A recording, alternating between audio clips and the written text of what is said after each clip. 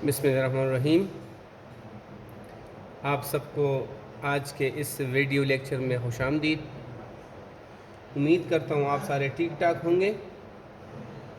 तो आज का जो टॉपिक हम डिस्कस करने जा रहे हैं वो है role of enzyme as biocatalyst inside the living body. आपको पता है कि कैटलिस्ट क्या काम करता है? वही काम करता है जो आउटसाइड द बॉडी हम एक्सपेरिमेंट में इस्तेमाल करते हैं। तो फिर इनसाइड द बॉडी जब ये कैटलिस्ट यूज़ होता है किसी केमिकल रिएक्शन को उसका स्पीड तेज़ करता है तो उसको हम फिर बायो कैटलिस्ट कहते हैं, क्योंकि बायो का मतलब है लिविंग थिंग्स के अंदर।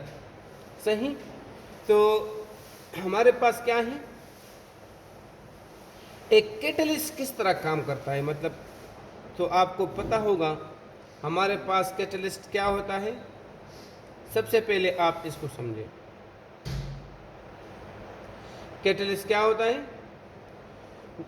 ये किसी भी केमिकल रिएक्शन का स्पीड तेज कर देता है। ऐसे भी हमारे पास है जो केमिकल रिएक्शन का स्पीड कम करते हैं, लेकिन बहरहाल ज़्यादातर हमारे पास वो हैं जो एक केमिकल रिएक्शन का स्पीड क्या करते हैं, तेज़ करते हैं। तो अब वो कैटलिस्ट जो इनसाइड द लिविंग बॉडी काम करे उसको बायो कैटलिस्ट कहते हैं। तो बायो कैटलिस्ट क्या चीज़ है, देखिए यहाँ से लेकर यहाँ तक ये क्या चीज़ है। ये है catalyst which function which functions inside living body, inside the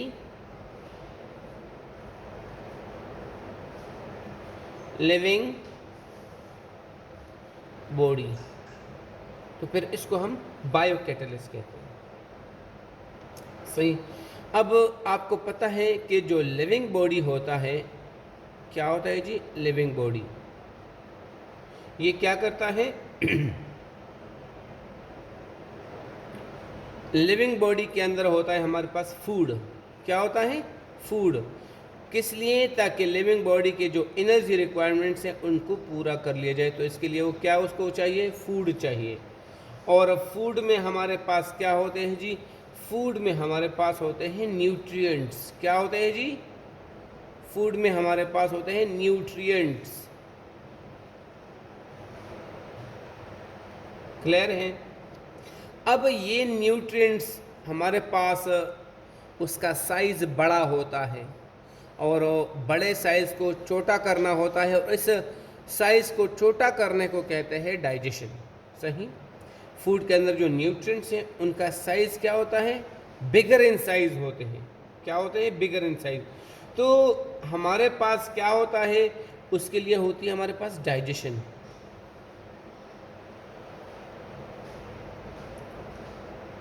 digestion में क्या किया जाता है, उन न्यूट्रिएंट्स को मतलब वो उसका साइज़ कम किया जाता है। क्यों? ताकि हमारे पास स्मॉल इंटेस्टाइन के अंदर जो जो वेलाई है उसके सरफेस के ऊपर, इनर लिनिंग पर, उनके अंदर पोर्स बहुत छोटे छोटे होते हैं। उसमें ये बड़े बड़े मालिक्यूल जज़ब नहीं हो सकते। तो बड़े मालिक्यूल को पहले छोटा करना होगा। छोटा करने के लिए हमारे पास, बड़े मालिक्यूल को छोटा करने के लिए हमारे पास क्या होते हैं जी, कैटलिस्ट होते हैं, एंजाइम्स होते हैं। सही। तो एंजाइम्स क्या होते हैं, बायो कैटलिस्ट होते हैं। सही। जो बड़े मालिक्यूल को छोटे छोटे मालिक्यूल में कन्वर्ट करते हैं। जो न्यूट्रिएंट्स हम खुराक में खाते हैं वो आपको पता होगा कि हम न्यूट्रिएंट्स की बात करते हैं ना फूड के अंदर। तो फूड के अंदर हमारे पास जितने भी न्यूट्रिएंट्स हैं जो बॉडी को एनर्जी दे सकते हैं वो हमारे पास सिर्फ 3 होते हैं। पहला, सबसे पहले हमारे पास क्या है जी, कार्बोहाइड्रेट, जो हम बार बार पढ़ चुके हैं। कार्बोहाइड्रेट्स ये पहले वाले होते हैं। इसके बाद हमारे पास होते हैं जी प्रोटीन्स होते हैं। सही। और तीसरे नंबर पे हमारे पास लिपिड्स आते हैं, जिसको हम फैट्स भी कहते हैं। लिपिड्स या इसको जिसको हम क्या कहते हैं, फैट्स, ये भी होते हैं। क्लियर है। और इन तीनों को, ये वाहिद 3 ऐसे कंपाउंड्स हैं, न्यूट्रिएंट्स हैं जो बॉडी को एनर्जी देते हैं। बाकी भी है, वाइटामिन्स भी है, मिनरल्स भी है, वाटर भी है, लेकिन ये बॉडी के इनके फंक्शन को रेगुलेट रखते हैं। कोई एनर्जी ये नहीं देता। तो सिर्फ यही 3 हमारे पास हैं जो क्या करते हैं, जो एनर्जी प्रोवाइड करते हैं बॉडी को। और इन तीनों को मिलाकर क्या कहते हैं, ट्राइमविरेट्स। इसको क्या कहते हैं? कंबाइन नेम इनका क्या है? ट्रायमविरेट्स, मतलब द ग्रुप ऑफ थ्री।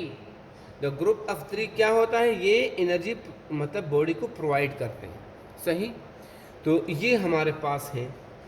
चले जी, अब ये तो आप लोगों ने देख लिया सही कि हमारे पास फूड के अंदर जो बड़े बड़े कार्बोहाइड्रेट्स, प्रोटीन्स वगैरह या लिपिड्स होते हैं उनकी हम डाइजेशन करते हैं, लाजमन डाइजेशन, क्योंकि फिर वो हमारे पास इनकी एब्जॉर्प्शन इन स्मॉल इंटेस्टाइन नहीं हो सकती, जो हमारे पास बहुत ज़रूरी होता है बॉडी को एनर्जी देने के लिए। तो इनमें सबसे पहले अगर हम आते हैं, सबसे पहले हम आते हैं डाइजेशन ऑफ कार्बोहाइड्रेट्स की तरफ। सबसे पहले कार्बोहाइड्रेट्स को पढ़ना शुरू करते हैं। तो हमारे पास क्या होता है? सबसे पहले मैं क्या लिखता हूँ कि जो इन दी डाइजेशन ऑफ कार्बोहाइड्रेट्स, क्या स्टोरी होती है हमारे पास, क्या डिटेल है इन दी डाइजेशन ऑफ कार्बोहाइड्रेट्स। ये आप देख सकते हैं। सबसे पहले मैंने किसको उठाया? मैंने कार्बोहाइड्रेट्स को उठाया। अब मैं कार्बोहाइड्रेट्स की आपको डिटेल इंशाल्लाह देता हूँ। ये आप देख सकते हैं। तो जैसे ही हमारे पास क्या होता है, जैसे ही हमारे पास फूड, वो इंजेक्शन ऑफ फूड होती है,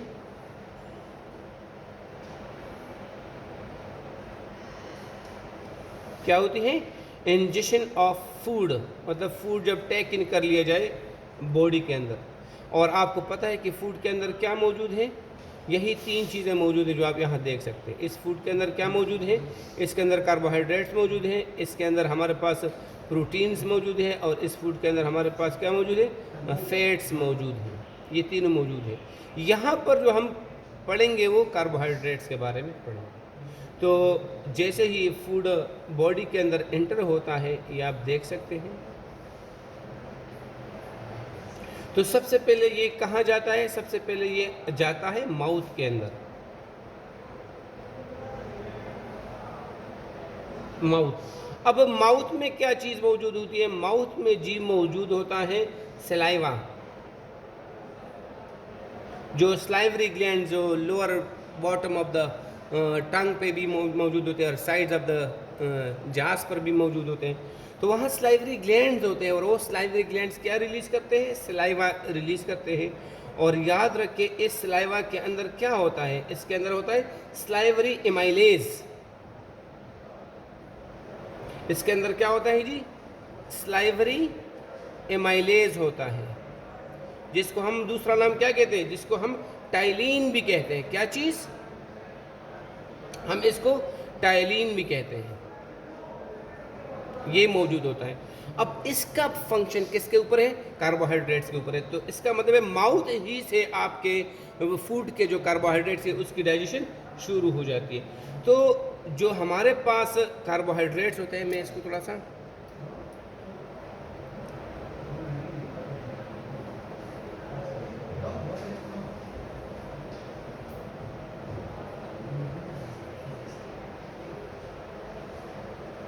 ये आप देख सकते हैं, इनको मैं थोड़ा सा इनक्लोज कर रहा हूँ। तो ये जो कार्बोहाइड्रेट्स है, वैसे भी वाटर की मौजूदगी में उसकी हाइड्रोलिसिस होती है, लेकिन जो हाइड्रोलिसिस होती है वो बहुत ज़्यादा स्पीड अप हो जाती है। किसकी वजह से? स्टाइलिन या स्लाइवरी एमाइलेज की वजह से। देखिए ये क्या करता है? हाइड्रोलिसिस ऑफ कार्बोहाइड्रेट्स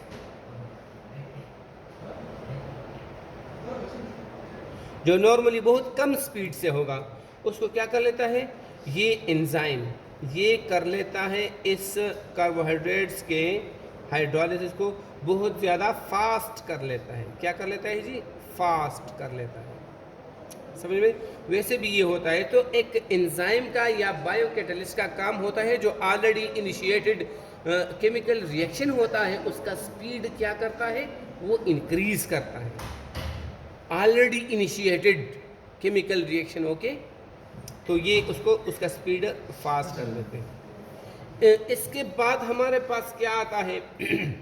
इसके बाद हमारे पास ये खुराक जो हाइड्रोलिसिस ऑफ कार्बोहाइड्रेट जितनी मतलब हो सकती है वो हो जाती है, और खुराक हमारे पास एंटर होती है।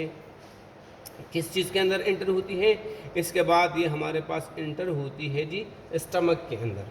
कहाँ पर होती है? स्टमक के अंदर एंटर हो जाती है। अब स्टमक के अंदर क्या कहानी है? स्टमक के अंदर हमारे पास होता है गैस्ट्रिक जूस। गैस्ट्रिक जूस हमारे पास होता है जी किसके अंदर? ये स्टमक के अंदर होता है। समझ में बात आई?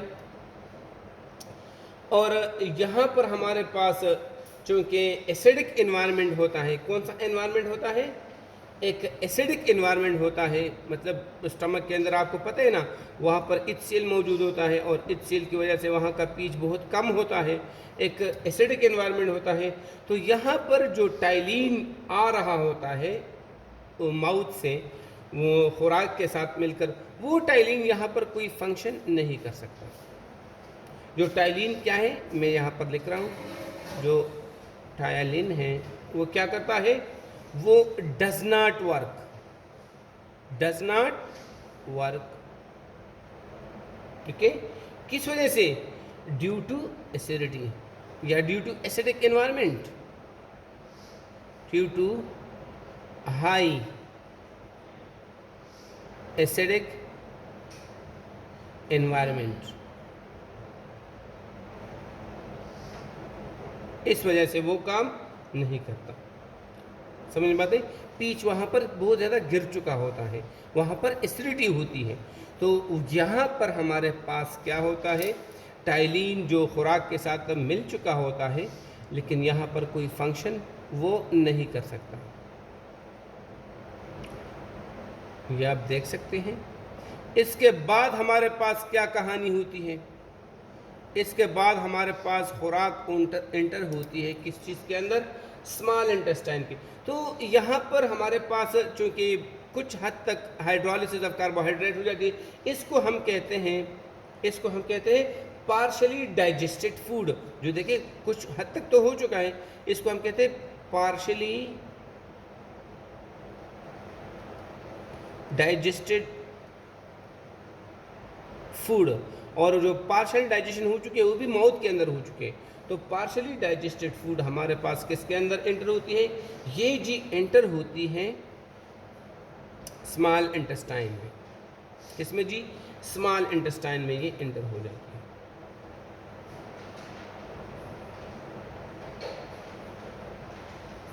ये देखिए स्मॉल इंटेस्टाइन में ये एंटर हो चुकी है। अब स्मॉल इंटेस्टाइन की कहानी क्या है?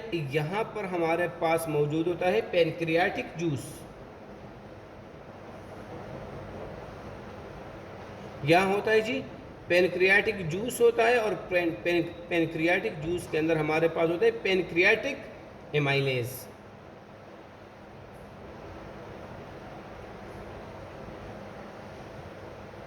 ये देखें पैनक्रियाटिक एमाइलेज होता है, जो हमारे पास जो फूड के अंदर जो आ रहा है ना, जो वहाँ पर एंटर होता है, उसके अंदर जितने भी कार्बोहाइड्रेट्स होते हैं उनकी कंप्लीट डाइजेशन कर लेता है। क्या कर लेता है? उनकी कंप्लीट डाइजेशन कर लेता है। ये जो एमाइलेज है ये क्या करता है? Do complete digestion of carbohydrates. ये कंप्लीट डाइजेशन कर लेता है। अगर ह्यूमंस की बात करें तो उसमें तो हमारे पास कुछ कार्बोहाइड्रेट्स की हो सकती है और ज़्यादातर की नहीं हो सकती। मतलब अब सेलुलोज इंसान खा ले तो वो भी कार्बोहाइड्रेट्स है, लेकिन उसकी हमारे पास सेलुलेज कोई मौजूद नहीं है हमारे बॉडी के अंदर, इसलिए सेलुलोज की हम ब्रेकडाउन या हाइड्रोलिसिस नहीं कर सकते। तो मतलब जितना हमारे पास कर सकते हैं, जितने जितने हमारे पास बायोकैटलिस्ट या एंजाइम मौजूद होते हैं, वो उन कार्बोहाइड्रेट्स को क्या कर लेते हैं? वो डाइजेस्ट कर लेते हैं या हाइड्रोलाइज कर लेते हैं। समझ बात आई? तो कंप्लीट डाइजेशन का मतलब क्या है, ये थोड़ा सा मैं यहाँ पर क्लियर करवा दूँ कि क्या होता है कंप्लीट डाइजेशन में। सबसे पहले मैं इसको इनक्लोज कर लेता हूँ थोड़ा।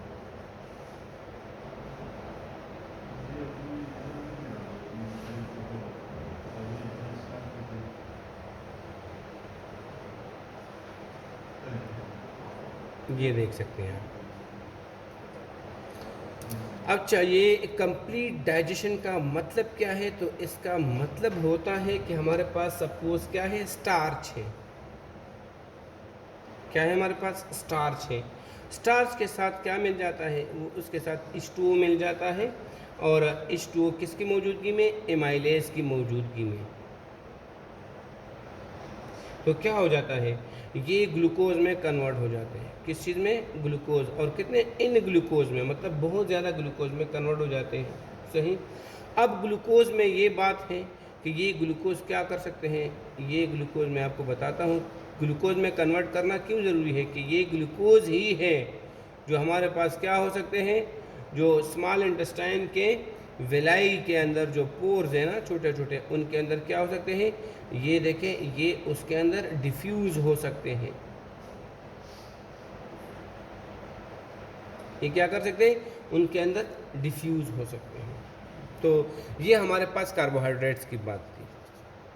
अब हम आगे की तरफ चलते हैं, किसकी बात करते हैं, हम बात कर लेते हैं थोड़ा सा डाइजेशन ऑफ फैट्स की बात कर लेते हैं। तो दूसरा हमारे पास क्या है, ये आप देख सकते हैं, हमारे पास है इन दी डाइजेशन ऑफ फैट्स। फैट्स या जिसको हम लिपिड्स कहते हैं, उनकी हम बात कर लेते हैं थोड़ा सा। सही। तो हमारे पास क्या होता है, वही पुरानी कहानी है, इंजेक्शन ऑफ फूड होता है। मतलब कोई बंदा जब खुराक खा लेता है, इंजेक्शन ऑफ फूड होता है। अब फूड के अंदर वही बात है, तीन हमारे पास चीज़ें हैं, एक हमारे पास है कार्बोहाइड्रेट्स, दूसरा हमारे पास है प्रोटीन्स, और तीसरा हमारे पास है लिपिड्स या जिसको हम फैट्स कहते हैं, ये मौजूद है। तो यहाँ पर हम किसको पढ़ेंगे, फैट्स के डाइजेशन को पढ़ेंगे। सही। तो हमारे पास ये बहुत ज़्यादा आसान है, कोई इसमें मसला नहीं है। वही इंजेक्शन ऑफ फूड हो गया है, और ये फूड कहाँ जाता है, ये फूड हमारे पास एंटर होता है, देखें सबसे पहले किस में, सबसे पहले ये जाएगा माउथ में। अब माउथ में हमारे पास क्या है, वही पुरानी कहानी कि इसमें है हमारे पास है सलाइवा।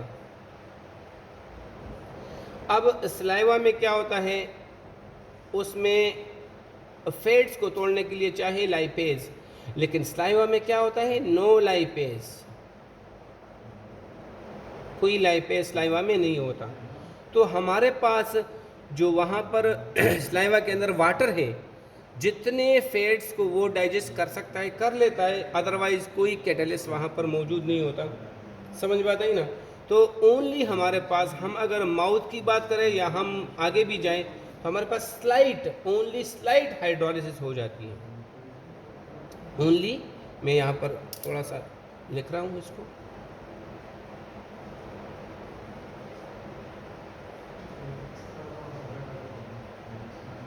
कोई यहाँ पर एंजाइम तो है नहीं, लिहाजा हमारे पास क्या होता है, ओनली स्लाइट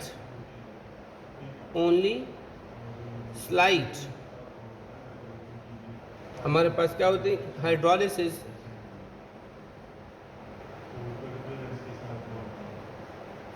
ऑफ फैट्स होते हैं, ऑफ फैट्स। और ये भी किस किस तरीके से होता है, बाय ओनली वाटर ये करता है, ओके, विदाउट कैटलिस्ट। इसका मतलब क्या है, विदाउट एंजाइम या विदाउट कैटलिस्ट। और ये बहुत स्लो होगा। इसके बाद हमारे पास जो खुराक होती है वो किस में एंटर होती है, वो चली जाती है स्टमक के अंदर।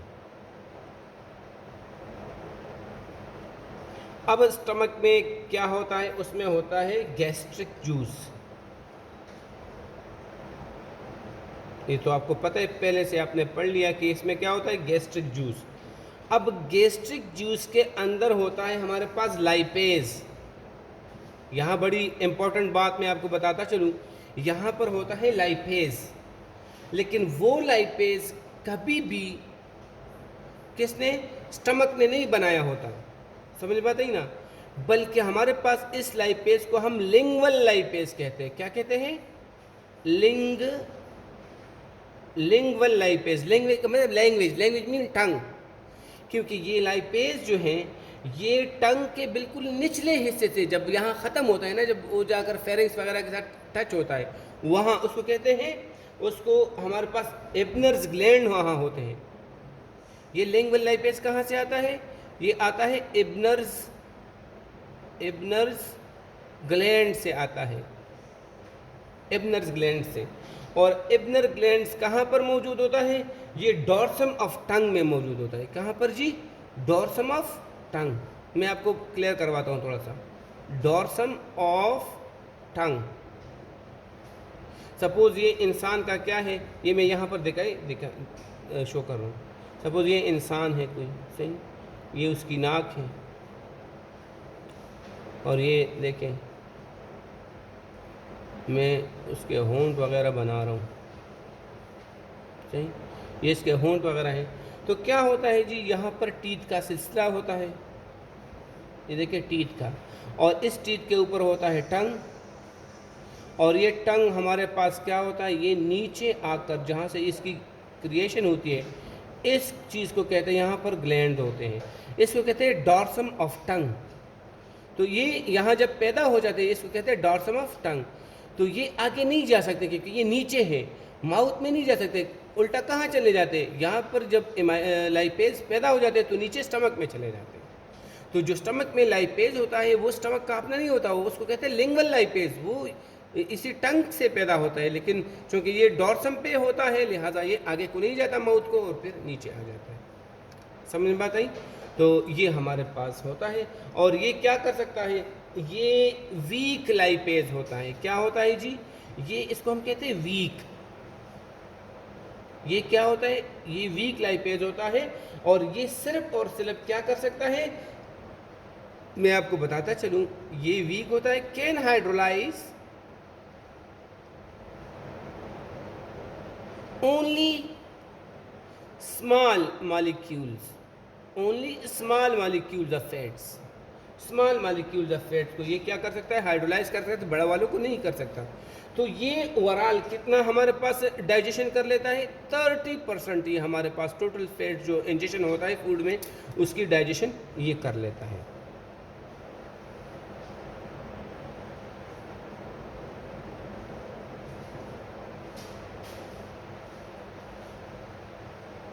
ये आप देख सकते हैं, मैंने इसको इनक्लोज कर लिया है।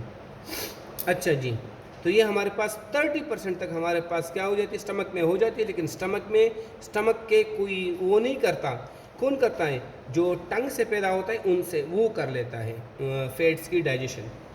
तो आगे की तरफ ये खुराक जब चली जाती है, आगे को कहाँ चली जाती है, ये देखें, ये कहाँ चली जाती है, ये चली जाती है स्मॉल इंटेस्टाइन के अंदर। कहाँ चली जाती है? Small intestine. अब स्मॉल इंटेस्टाइन में जब ये चली जाती है तो हमारे पास क्या होता है, वहाँ स्मॉल इंटेस्टाइन में हमारे पास है पेनक्रियाटिक जूस। क्या है?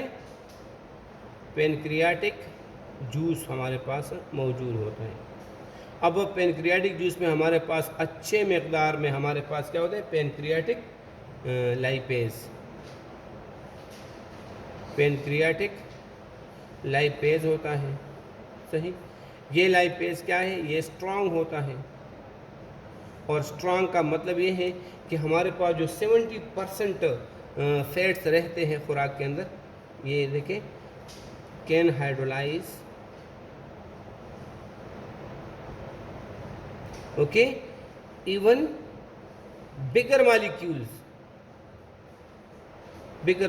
ऑफ फैट्स को भी ये क्या कर लेता है, हाइड्रोलाइज करता है, और 70% ये करता है फैट्स की डाइजेशन को। यहाँ पर फैट्स की डाइजेशन कंप्लीट हो जाती है और स्मॉल इंटेस्टाइन की विलाई में वो मतलब चले जाते हैं। इसके बाद हमारे पास आता है क्या चीज़, इसके बाद हमारे पास बारी आती है प्रोटीन्स की। तो उसकी कहानी भी बहुत सादा सी है। इन दी डाइजेशन ऑफ क्या चीज़, ऑफ प्रोटीन्स। ये देखें, मैं आपके सामने डाइजेशन ऑफ प्रोटीन्स को थोड़ा सा वाज़ेह करता चलूँ, बहुत आसान है, कुछ भी नहीं है इसमें, समझ में बात आई।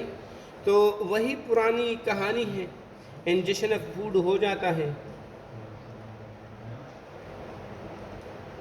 सही, इंजेक्शन ऑफ फूड यहाँ पर हो चुका है। मैं फूड का बता चुका हूँ कि इसमें क्या क्या होते हैं, इसमें कार्बोहाइड्रेट्स होते हैं, इसमें हमारे पास प्रोटीन्स होता है, इसमें फैट्स होते हैं। हम यहाँ प्रोटीन्स के बारे में पढ़ेंगे। जब ये खुराक, इंजेक्शन ऑफ फूड, ये खुराक कहाँ पर जाती है, ये मैं आपको बताता चलूँ। जब ये एंटर होती है किसके अंदर, माउथ के अंदर। किसके अंदर, ये जब एंटर होती है माउथ के अंदर, माउथ के अंदर। तो माउथ के अंदर वही कहानी है कि यहाँ पर होता है जी सलाइवा, या क्या होता है जी, यहाँ पर होता है सलाइवा। और सलाइवा में हमारे पास क्या होता है जी, सही। तो सलाइवा में हमारे पास चूँकि कोई पेप्सिन वगैरह नहीं होता, सही, या कोई दूसरा इस तरह का हमारे पास एंजाइम नहीं होता, सही, जो आमतौर से प्रोटीन्स को डाइजेस्ट करने वाले एंजाइम हैं, सही, उसमें हमारे पास पेप्सिन है, ट्रिप्सिन है। तो यहाँ ऐसा कोई एंजाइम नहीं होता, सही, no trypsin, no proteins digesting enzyme, mouth के अंदर ऐसा कुछ नहीं होता। तो यहाँ पर मजबूरन क्या होती है, नो डाइजेशन ऑफ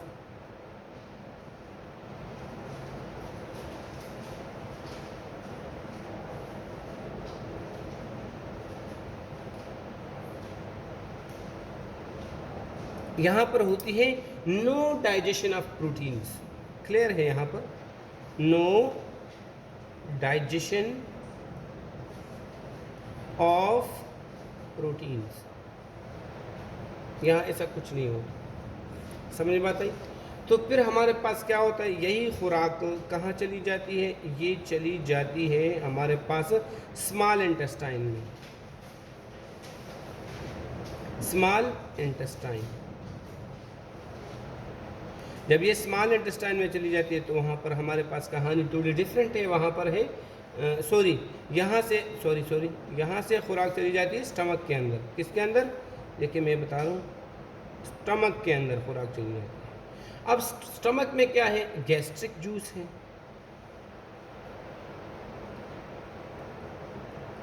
क्या है, गैस्ट्रिक जूस। और गैस्ट्रिक जूस में हमारे पास अच्छा खासा पेप्सिन मौजूद होता है। पेप्सिन मतलब प्रोटीन डाइजेस्टिंग एंजाइम। और पेप्सिन ऐसा अजीब किस्म का हमारे पास वो एंजाइम है या बायो कैटलिस्ट है जो pH 1 से लेकर 2 पर बड़ा ज़बरदस्त काम करता है, सही। प्रोटीन में एक बात मैं और बताऊं, इसको एक और चीज़ भी कहते हैं, इसमें एक और प्रॉपर्टी भी है, अजीब सी प्रॉपर्टी है। मैं इसको मिल्क कर्डलिंग प्रॉपर्टीज़ भी इसमें होती है, मतलब मिल्क कर्डलिंग, जो दही नहीं बनाते, दही कर्ड प्रॉपर्टीज़ भी इसमें मौजूद होती है। तो ये क्या करते हैं, जो आमतौर से बाज़ारों में कर्ड्स वगैरह बनाते हैं तो इसमें ये पेप्सिन वगैरह डाला जाता है। तो ये हमारे पास है क्लियर है। यहाँ पर हमारे पास तकरीबन हाफ डाइजेशन कंप्लीट हो जाती है।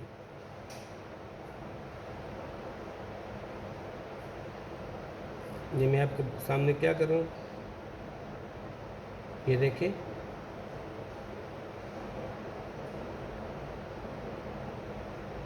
ये देखें हमारे पास यहाँ पर क्या होती है, हाफ, तकरीबन हाफ से थोड़ा कम है लेकिन हाफ डाइजेशन हमारे पास हो जाती है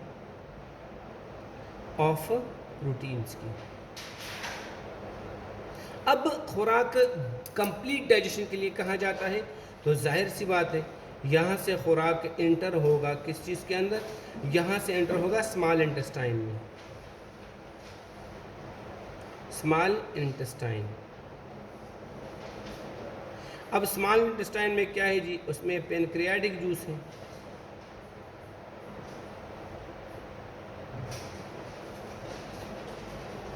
और याद रखें पेनक्रियाटिक जूस में हमारे पास सो मेनी एंजाइम्स होते हैं।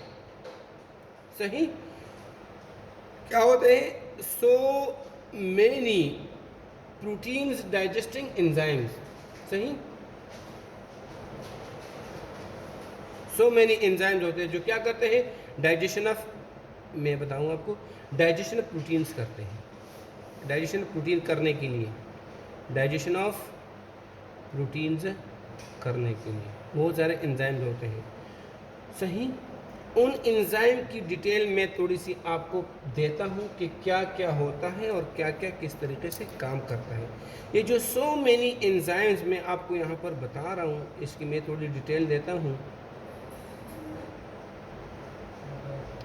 ये देखें, ये सो मेनी एंजाइम्स जो है ना हमारे पास, मैं इसकी थोड़ी सी डिटेल आपको देता हूँ। यहाँ से मैं एक एरो ले जाता हूँ क्योंकि मेरे पास यहाँ थोड़ा सा स्पेस कम हो गया है, तो मैं इस एरो को यहाँ से ले जाकर यहाँ आपको इसको इलाबोरेट करता हूँ कि सो मेनी एंजाइम्स क्या होते हैं। जो सो मेनी एंजाइम्स होते हैं ना, वो हमारे पास किस फॉर्म में सिक्रीट होते हैं? इनएक्टिव फॉर्म में सिक्रीट होते हैं। याद रखिए, जो सो मेनी सारे के सारे एंजाइम तो बहुत हैं, लेकिन जब ये सिक्रीट होते हैं तो इनएक्टिव फॉर्म में होते हैं। इनएक्टिव फॉर्म में होते हैं। इनएक्टिव फॉर्म मतलब वो फंक्शन एक्टिव नहीं होते, फंक्शन नहीं कर सकते। तो हम यहाँ पर लिखते हैं कि सिक्रीटेड इन इनएक्टिव फॉर्म। अब इसकी एक्टिव फॉर्म में लाने के लिए हमारे पास क्या चाहिए? एक और एंजाइम्स चाहिए, कुछ और एंजाइम्स है ये चाहिए। सही, जब ये एंजाइम आकर इस इनएक्टिव एंजाइम पर काम करता है तो ये क्या, ये देखिए मैं यहाँ पर लिख रहा हूँ एक्शन। जब ये इस पर एक्शन कर लेते हैं तो ये इनएक्टिव एंजाइम क्या हो जाते हैं? ये एक्टिव हो जाते हैं। क्या हो जाते हैं? ये कन्वर्ट हो जाते हैं हमारे पास किस चीज़ के अंदर? एक्टिव एंजाइम में कन्वर्ट हो जाते हैं। एक्टिव एंजाइम में कन्वर्ट हो जाते हैं। अब इसकी मिसाल हमारे पास क्या क्या है? इसमें हमारे पास है जी ट्रिप्सिन है हमारे पास। सही, तो ट्रिप्सिन, ये देखिए ट्रिप्सिन। ट्रिप्सिन जब यह इनएक्टिव फॉर्म में होता है तो इसको हम कहते हैं ट्रिप्सिनोजिन। जब ये सपोज हमारे पास ये जब यहाँ होता है तो इसको हम क्या कहते हैं? ट्रिप्सिनोजिन कहते हैं। लेकिन एक एंजाइम हमारे पास है, उस एंजाइम का नाम है एंटेरोकाइनेज। एंटेरोकाइनेज, ये हमारे पास एक एंजाइम है। जी एंजाइम आकर ट्रिप्सिनोजिन पर काम करता है और इसको, ये ट्रिप्सिनोजिन इनएक्टिव होता है, ये काम नहीं कर सकता। तो एंटेरोकाइनेज आकर ट्रिप्सिनोजिन को किस में कन्वर्ट करता है? ट्रिप्सिन में कन्वर्ट करता है। किस में कन्वर्ट करता है? ट्रिप्सिन। और ट्रिप्सिन अब फंक्शन कर सकता है। तो ये ट्रिप्सिनोजिन में यहाँ पर आपको बताऊँ, ये ट्रिप्सिनोजिन किस में कन्वर्ट हो जाता है? ये देखिए, ये कन्वर्ट हो जाता है ट्रिप्सिन में। तो इनके अलावा क्या क्या एंजाइम्स है जो एक्टिव फॉर्म में कन्वर्ट हो जाते हैं और हमारे पास अपना अपना फंक्शन करते हैं? इसके अलावा, ट्रिप्सिन के अलावा केमोट्रिप्सिन भी हमारे पास मौजूद है। क्या चीज़ है? केमोट्रिप्सिन, ये हमारे पास मौजूद है। सही, इनके अलावा और भी हमारे पास हैं। इनके अलावा बिसाइड्स दिस जो हमारे पास और एंजाइम्स मौजूद हैं, तो इसको हम कहते हैं also contain. Also contain, also contain में हमारे पास हैं कार्बोक्सी पेप्टाइडेज। हमारे पास क्या है? कार्बोक्सी पेप्टाइडेज, और उसमें ए भी है एंड बी, ये मौजूद है। इनके अलावा हमारे पास मौजूद है इलास्टेज। ये प्रोटीन पे डिपेंड करता है ना। अब इलास्टिन प्रोटीन है तो उसको तोड़ने के लिए क्या चाहिए? इलास्टेज चाहिए। अब तीसरा हमारे पास प्रोटीन क्या है? कोलेजन है। कोलेजन है जिसको हम क्या कहते हैं? कोलेजन। तो उसके लिए क्या है? कोलेजनेज है, एट्सेट्रा। जो भी प्रोटीन उसके लिए अपना अपना, मतलब उसको तोड़ने के लिए अपना अपना वो मौजूद होता है यहाँ पर। Thank you so much.